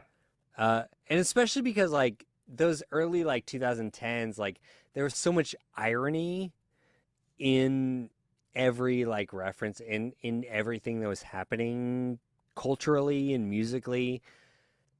I love the fact that he was just like, yeah, no, I liked it. Yeah. Like it just sounds good. Yeah. Like it is just a good sound.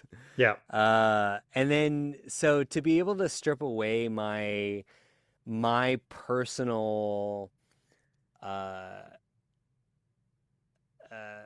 problems with that specific sound, like because it sounds like an altar call. Sure. You know what I mean? Like it's the sound that like we're all gonna close our eyes. Nobody's watching you. And we're gonna, yes, exactly. This is your time with God. Yeah, but then we know this way too well. Yes, yeah, exactly. But then to like strip all that away and to just take the sound, and to recognize that there was an artist that I guarantee you grew up in the same situations. Yeah, it's just like, oh no, I just like that sound, and is able to put it in a completely different context. I think is amazing. It's so good. It's so good. It's such a good idea. It also feels like a little bit of that, like too clever by half, and he's too much of a hipster, and I'm a little bit mad at him for it. Because he did the same thing with on his not Sable Fable, not 22 a million, the record, The one in between?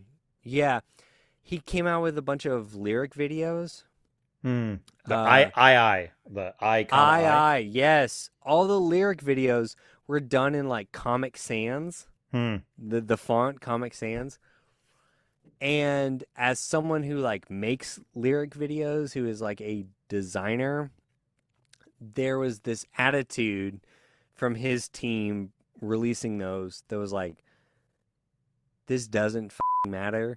That I also again got really upset at. I was like, well, this is just offensive. This is like offensive to my people. But and I think that's kind of how I felt when I first heard this song. But now it's like, okay. I get exactly where he's coming from. Yeah. He's like, I like this one specific aspect of it. I don't want to think about it too much. I just want to vibe on it. He's a vibe guy. I think Justin so. Vernon is a vibe guy. I think he has to be, because none of the lyrics make sense. No, exactly. Really read them. I read through some of them and I was just like, oh, sure, that's what this is about. So no, total vibe guy. And so I just got to vibe out with him, man. And Beth Rest is amazing. Yeah. Perfect album closer. As the resident album closer guy on the album anniversary podcast, I'm the album opener guy on Church Names Now. I'm now officially calling my position as the album closer guy on your podcast. No, that's my job. I'm the album closer guy. I'm calling it from CGN headquarters. It's official. I'm calling it. I'm the album closer guy. It's the perfect album closer. That joke was perfect. From the CGN headquarters joke works so well on another podcast. That was awesome.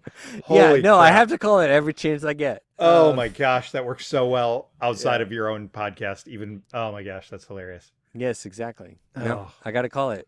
I'm the album opener guy on that show. I'm the album closer guy on your show.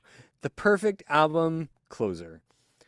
I would have never, before I started this podcast, I would have never, like, because part of doing a podcast is you have to dissect these things, right? You have to like deconstruct the album a little bit, even though like I'm not going crazy into the music, right? But you know, you gotta think through what is it that I like about this.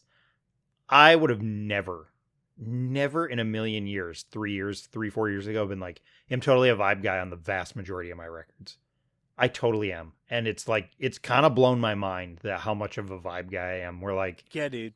My favorite, I think it's because it throws me off because my favorite artist, the attraction to them is the lyrics. Is right. Is like, the digging into the details of it. Yeah, but then outside of them, I'm kind of just okay with vibing with everything, and just the lyrics are kind of indifferent to me. It's like, I just want a catchy line every now and then to make me, that's what this album provides.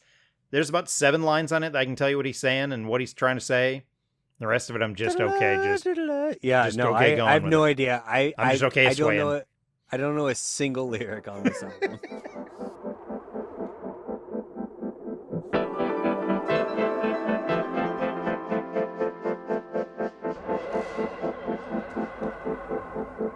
In the first of July, past the Noah.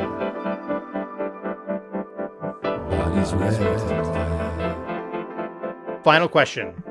You hate this record. Yes. And you hate, people who say let them eat cake. We've gotten into all sorts of things. But I still think you're going to recommend somebody should go back and check this album out. It's something that's held up for you, obviously, even despite the conflicts in your soul. What is it outside of the last 2 hours of us talking about it? Honestly, I think the conflict is why I love it. Oh Like man, I That's can't deep. think of it. I can't think of another record in which. Okay, all right. Listen, we're gonna turn this into movie jams now. Um, we never finished the car jams now discussion. Oh yeah. Well, no, we're still in the middle of an episode of Car Jams now. That's in hour 4. People, just hang on. Yes. We are going to Caleb talk buys about a car. how I just replaced the running lights on my Subaru XV Crosstrek. I'm impressed. Yes, we can get into that. I'm here for it. I'm available all night. Okay. Okay. So, it's been really interesting being I hate calling myself a podcaster, but being a podcaster who has sort of made their bread and butter analyzing music. I feel the same as you, Caleb. I have found that I am a vibe guy with music. I am a huge movie fan. Like I hate this. I hate saying this more than I hate saying that I'm a podcaster. I'm a cinephile. Yeah, that's a gross one. I'm with you. It really is. It really is. We're gonna beat that. It's not something that I bring up on a first date. You know, but I love movies. I'm obsessed with movies. And I've recognized that some of my favorite movies are ones that I struggle with. Specifically, like, so there's a Polish director named Krzysztof Kieslowski. He came out with the Three Colors trilogy, blue, white, and red. They're 3 films that fit together because they symbolize the 3 meanings of the colors of the French flag. They're kind of tough movies to watch. He has okay, everyone, I highly recommend Krzysztof Kieslowski's Decalogue.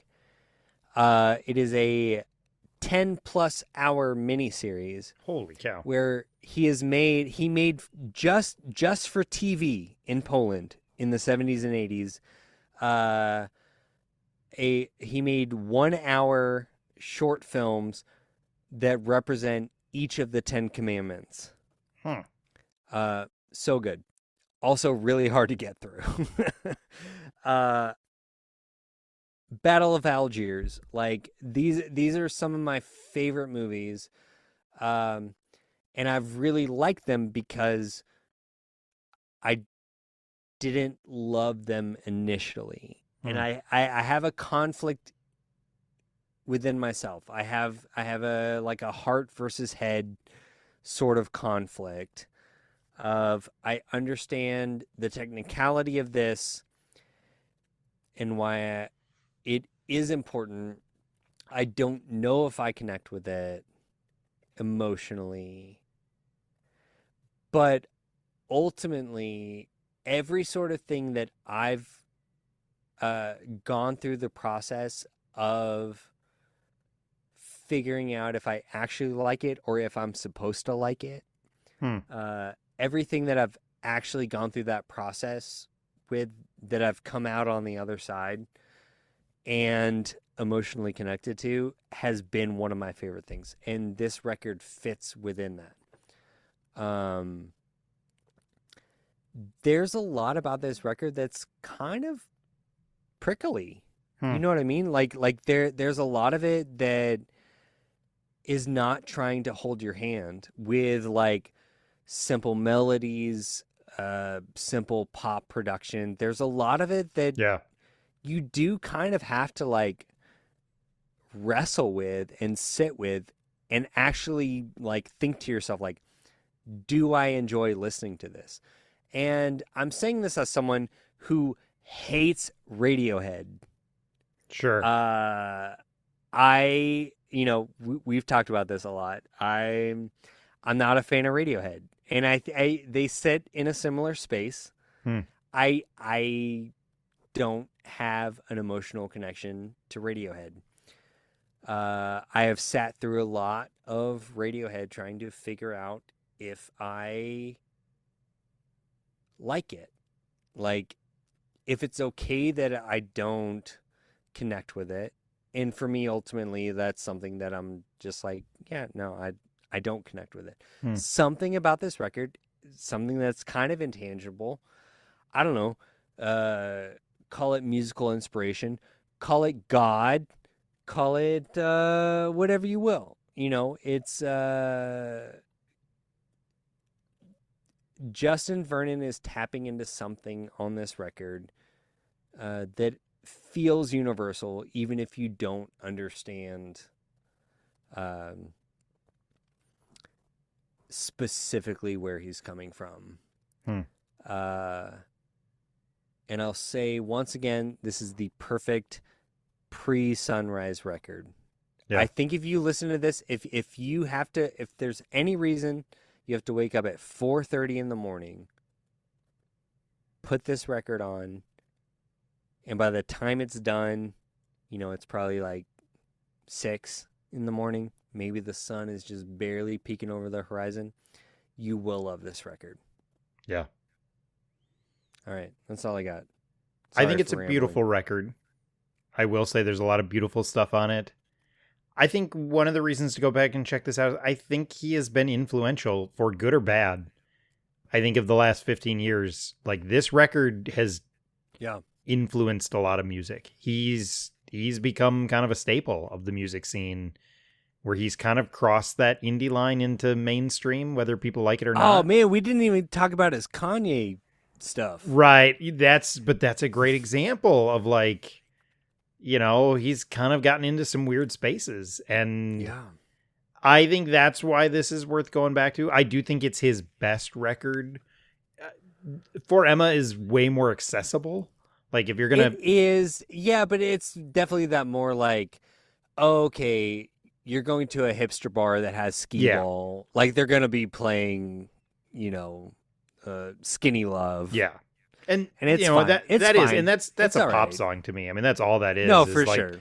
You know, so like, yeah, that record's more accessible, but this is better. And this still is, in my opinion, the best thing he's done. Like, it's the best thing, not only that Bon Iver has put out, I think it's as good as anything else he's put out or, you know, been attached to, because he's done a lot. I still think this is the best. And I agree. I don't know if there's a lot of my notes for this was, I think that's pretty and that's interesting and that's cool. And I like the way it builds. And but I think that's what he's get going into some for. of those specifics. And I think that's fine. I think that's fine. And you know, you do have to like meet an artist where they're at. And I think he's very intentionally like not putting his heart on his sleeve lyrically. Yeah. I think he is putting his heart on his sleeve musically. Like, I think he's pushing himself musically in ways that people don't anticipate. Whereas, like, with most, like, the music that people connect with, you know, like, they're expecting something a little more autobiographical. Right. And like, I know I am, and that might be something I was pushing against on this record a lot of times. But I think he's not doing it lyrically. He's doing it with the project as a whole. Like, I think he's putting himself out there, trying just like a bunch of weird stuff. And I think that is ultimately more his artistic expression rather than the lyrical content. Yeah. I don't know. I'm realizing, Caleb, thank you so much for this therapy session. This has been incredible for me. Yeah. It almost feels like even like this is a pushback against For Emma Forever Ago, because that one does feel like it's got some personal stuff on it. That's like super confessional. Right. Right? Yeah, and yeah. So like this just feels like, well, I'm not doing that again, but I want to try and experiment. I want to try and go places musically. Yes, I think exactly. I think that's a great way of putting it, that his his heart is on his sleeve. It's just not his like love life on his sleeve. It's his like, here, I'm going to play with this music. Which specifically, like when you're thinking of like indie music or pop music or whatever, like that's the typical place that people go. Yeah, where you're going to be like incredibly confessional about your love life. To a point of it's awkward to people. Yeah. Yeah, exactly. No, I think he's being incredibly confessional with the musical choices he's making. Yeah. Wow. Dang, look at us. It's almost like we're professional music podcasters or something. That's crazy. That's crazy. I just came to that and I'm just like, yeah, no, I'm okay. We could start this all over again from that perspective. All right. So everyone buckle in. We've only got 3 more hours left talking about this record. I'm putting a pot of coffee on. Right. The other thing that I'll just say about like why you should go back is like, I think some people are going to listen to this, and some people haven't been like, oh, it's just annoying. Like they just, it's the hipster annoying thing. And like my push for you is to put it on with some headphones. It really is worth a loud listen. And I think that was a eye-opening experience. And go find that live performance that I talked about earlier. And like that really also does show you how talented he is. And I think he could put out pop records, and he almost chooses not to, and instead is like, no, I'm going a different direction. And some of it works, and but that's some the thing. Of it doesn't. 9 times out of 10, I find his choice to not do the pop thing annoying. Right. But somehow everything on this record, it works. Yep. Yeah, absolutely. Yeah. All right. All right, guys. Thank you so much for listening to Church Jams Now. And don't listen. Don't listen to the album anniversary it's podcast. Not good. If you've gotten to this point, they're just not listening. For the love of God, point. just shut it up. Like you're asleep. You're asleep. We're going to influence your dreams at this point. There's no way you got this far. You have no control over these people. What is wrong with you people? You're still listening. Gosh. That's wild. Yeah, we told you to stop a while ago. We did multiple. We gave you so many warnings. I'm just upset at you. I'm walking off this set. This is a set. No, we're done. This is the end. It's your fault that the album anniversary podcast is done. That's the angle you need to take. Is it's your fault, people. Anyone that keeps listening, it's your fault. What is wrong with you people? Why are you? Gosh, that's the angle so funny. You need to Okay, take. I'm so glad I have your blessing. I'll get more intense with the don't listen to the album anniversary podcast, but I'm not going to tell the other guys. I think it's hilarious, and I guarantee you they're going to feel so uncomfortable. I'm going to make everyone so uncomfortable. Make a reference to a recording session gone bad. Yes, yeah. It's like nope. It's done. We've had some problems. It's not going to happen. That's great. Oh man. So you do have a podcast where you tell people not to listen to other podcasts. What is that podcast? Church Jams Now. That's the main one that's going right now. I guess. Yeah. Yeah. Yeah. You should go listen to that show. No, don't do it. Don't do it. Don't listen. Listen. Okay. Here's my plug. You need to stop listening to podcasts. Maybe. In general.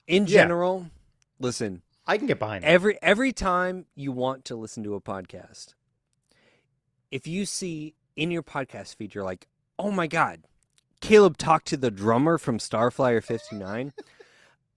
Oh my God, Church Jams Now talked to the lead singer of the classic Crime. You don't need that. All you need in your life is to turn off your phone, go stand out in the sunshine, sun your perineum. Oh no, this is going off the rails. And you need to enjoy you need to enjoy the beautiful nature that God has given you. Podcasts are unnatural. Unnatural. unnatural. Abomination. They are an abomination that you do not need to be pumping through your ears. So turn this off and go for a walk. The end. My name's Kylan Savage. I guess I'm on other podcasts. Patreon.com/ChurchHipsNowPodcast. Thanks, Kylan. That's my plug.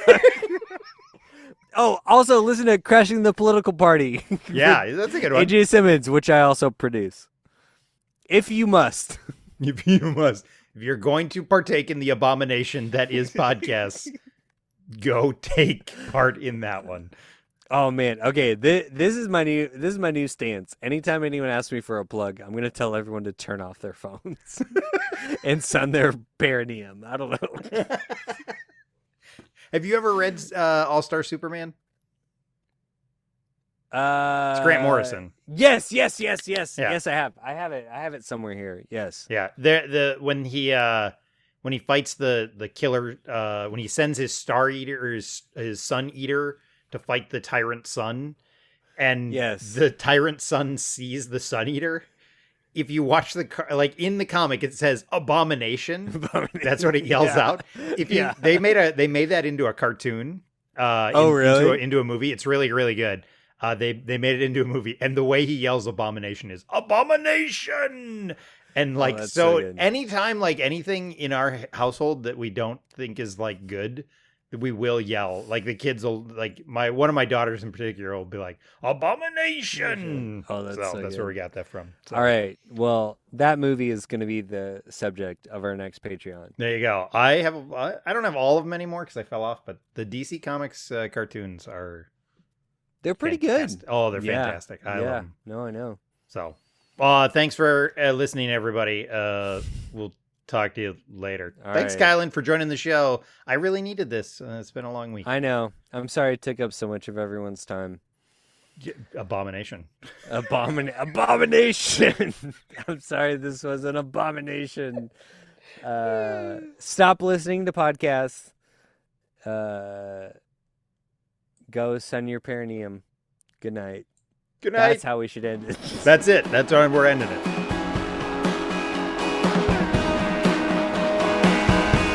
So it started on the lake, little waves out by the grave.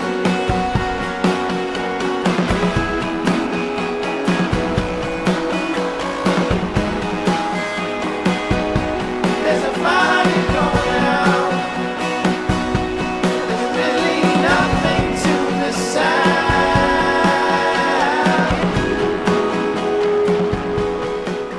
Thanks so much for listening to this episode of the Album Anniversary Podcast. Me and Kylan didn't talk for another hour after we got done recording.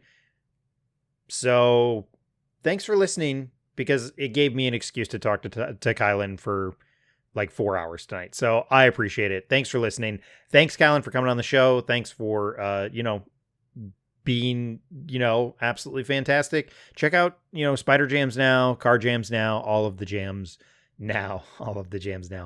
Please follow me on social media. I know I said it jokingly at the beginning. I'm there. I'm trying to post stuff. I'm on YouTube and Patreon.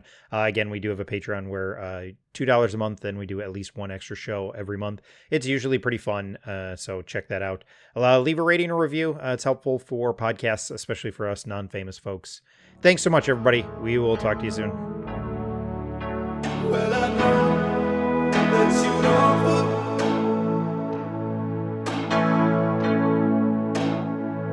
What revealing though it's soft and fair.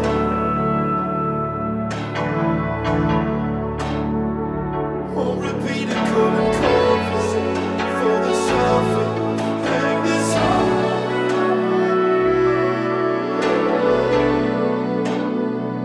Right in the door of the light, sitting lost and alone, standing up. I started okay, the classic ADHD thing, right? I'm reorganizing all of my VHS tapes, right? Boy. And I pull them all out. I'm cleaning them. I'm making sure I'm getting all the I've got labels on my filing cabinets, yeah. all this stuff. I'm at the point where I get everything out. I realized I probably have over 1,000 VHS tapes. Holy crap. And now I'm just like, I don't want to do this anymore. I Yeah. don't want to put them up. I just want to burn it down. I want to lock this door and never come back in. I have 2 stacks of 2 feet each of comic books that I need to file. Yeah. They're No, I'm just sitting there staring at me. I have way too many VHS tapes. Yeah, that's a it. lot. It is Holy a lot. cow. It is. I did find out. Fun fact. Because so I mostly have bought all my VHS tapes in lots. Okay, that's a good way to do it. Yeah, because that way it's relatively cheap. But Right. you don't know everything you get until until you go through it. I have currently 3 copies of the movie Volcano. Okay. I have 5 copies of Scent of a Woman Okay. with Al Pacino. Hoopah, or what's he saying? And yes, hoo-ah! Hoo-ah. And I have 3 copies of the double tape version of Spartacus. Okay. And I thought you were going to go have- with Titanic. I've that's got a a couple double of tape. those. I do. I've got so many double tapes. It's insane. I have 2. I have doubles of Schindler's List. That's too many lists. Yeah. I have. Who Here we wants go. doubles of that depressing movie, too? Yeah. I have 8 copies of the DreamWorks animated film Ants. Okay. The Woody Allen starring family classic Ants with a Z. I have 8 copies. Oh, 8. gosh. That's So- 7 too many. It's 8 too many. I will tell you, it's 8 too many. Oh, man. Yeah, but now it's become like a weird obsession where now I'm like, okay, I guess I collect Ants clamshell VHS tapes. There's a TikTok guy who just shops for VHS copies of The Mummy. That's yes, all I've he seen does. that. Like, he's got a whole TikTok thing around him just Yes. going to stores. I have a funny Titanic Yes. story in Okay. VHS. Really? Oh, there you go. He's got like thousands of that, though, of Yeah. just that. Mine has Um, mold on it. I have to clean it, but Oh. So at my college, they had a movie station that was just part of your cable package when you lived on campus. oh, that's cool. I don't know how many, and so you'd get like the month's worth of movies. It would just tell you like, here's the movies, and it's the whole schedule.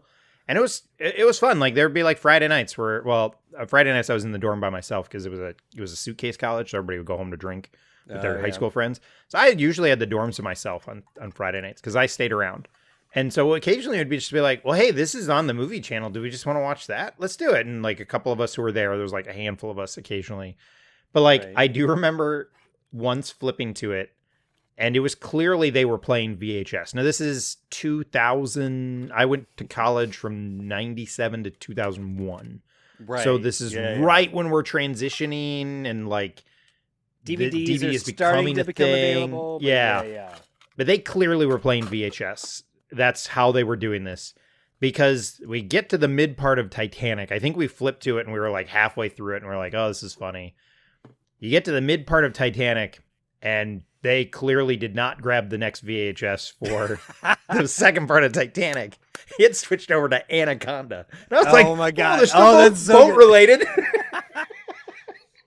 honestly, I want to program that as a double feature for like if I ever did one of those shows where it's like I live stream movies, Right. I would do just the first VHS of Titanic and then Anaconda.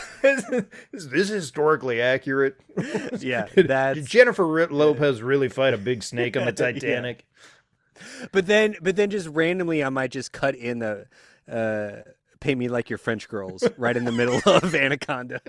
Actually, what would be really great is if you could replace the Anaconda soundtrack with My Heart Will Go On. With My Heart Will Go. Oh, that's so good. That's so good. I love that. The snake is devouring somebody and you're Celine Dion in the background. I have to say, this Bon Iver episode is getting off to a great start. Hey, listen. AJ brags so much about being the resident Chaos Goblin, but hey, he's got nothing on me. I feel like we've got a little bit of a WWE thing going on where I'm coming for that title, man. Well, I can make. we're a skull for covering the reals. WWE on Patreon next month, not Oh, that's June, amazing. in July, because we both found out that we have ties to wrestling, and so it's That's like, amazing. let's do wrestling. That's gonna be the Patreon 1 month. It's Oh, just that's us so talking good. about. And then it's like, then you and I could do comics, and we could put Yes. those up against each other. Yes. Oh yeah. So We'll see which gets more off track. I'm coming for you, AJ. Listen, you and me here on the Patreon. We'll see who's the most random. And I'm gonna throw it out there. I think Steven unintentionally gets. Yeah, no, I know. Yeah, he's the dark horse. Well, I hit up Next AJ time. and he was cooking dinner, and I was like, all right, well, just go. Okay, So- so we've proven that AJ is unreliable. Yes, and if you need a How do I fit this all consistent- into the episode? Because we need to call all these Listen. call outs. You don't have to. Don't even do that. You can cut all this out, but just send this Send it clip to AJ. to AJ directly, please. AJ, If not, I I have will. something for you. It is a minefield around here of VHS tapes. VHS tapes. Yeah, I'm trying not to trip over everything. Mine isn't too Okay. bad now. All right. Welcome back to Church James Now. I hope you enjoyed those ads as much as we enjoyed making them. Just your friendly reminder: don't listen to the album anniversary podcast. Don't listen to the album anniversary podcast.